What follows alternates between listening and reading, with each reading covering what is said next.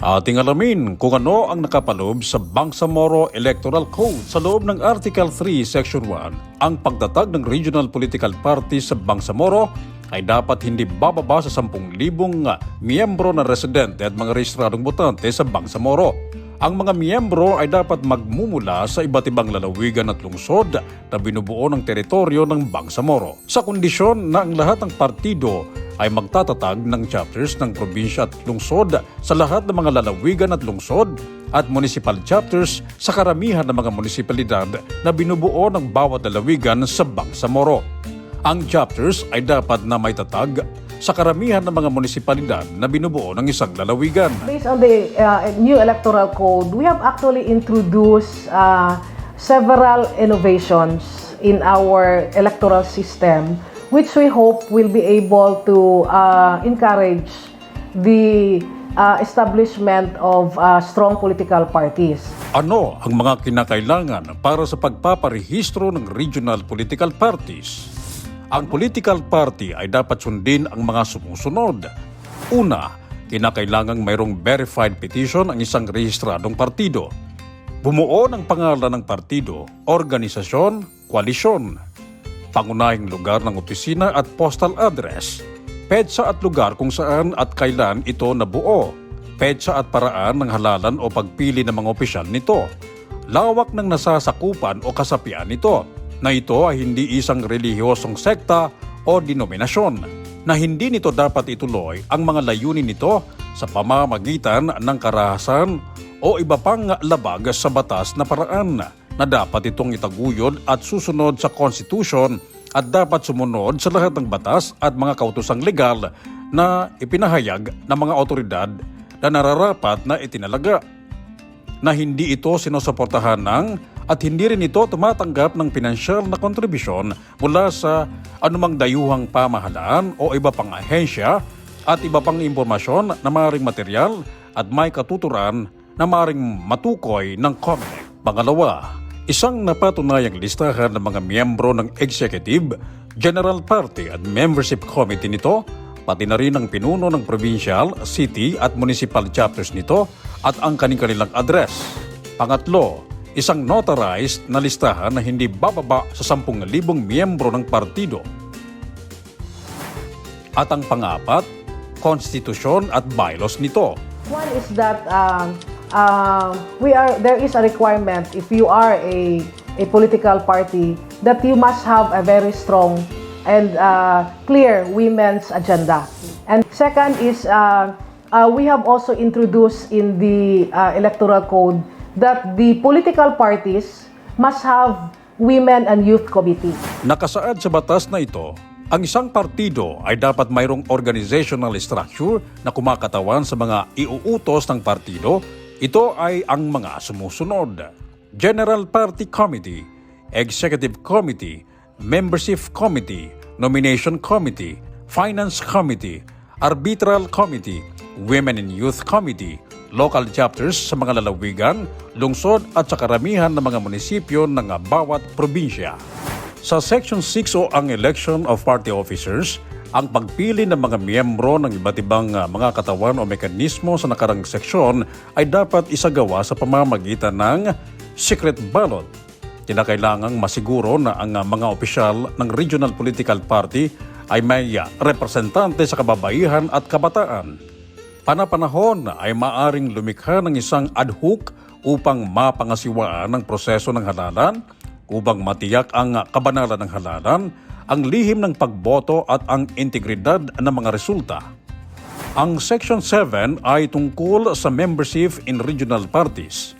Sa Section 7 na BE Code ay walang individual na dapat magiging miyembro ng higit sa isang regional political party.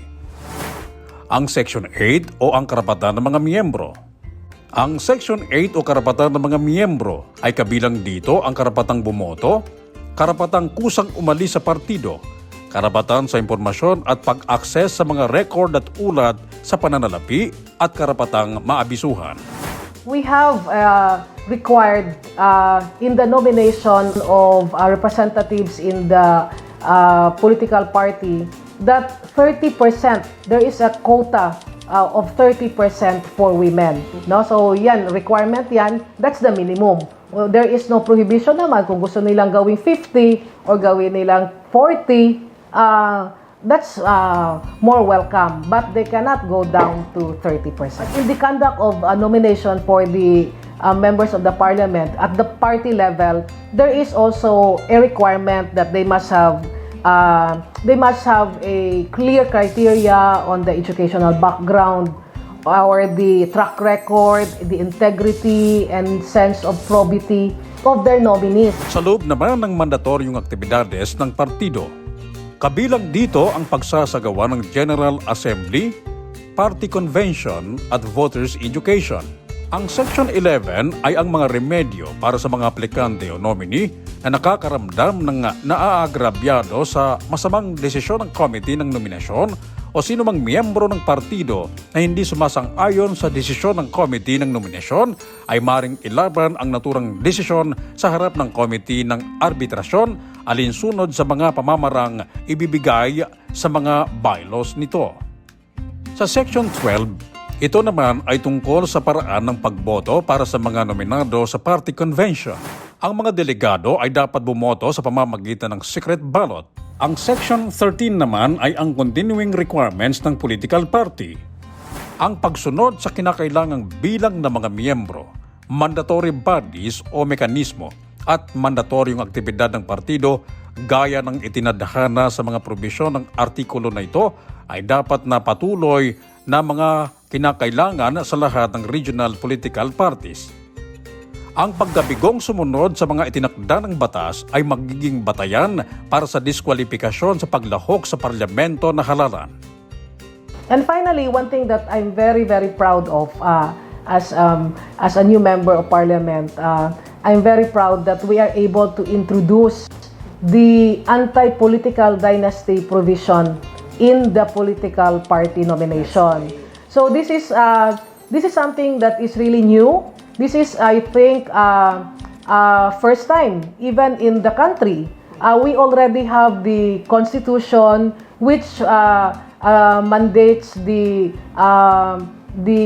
abolition of the political dynasty in the country. That has been there since 1987, but our own Congress was not able to pass the anti-political dynasty law. And so I'm very happy that the Bangsamoro, during the transition period, was able to introduce this particular policy, that there should be no relative within the first and second degree of consanguinity and affinity must be nominated within the same political party.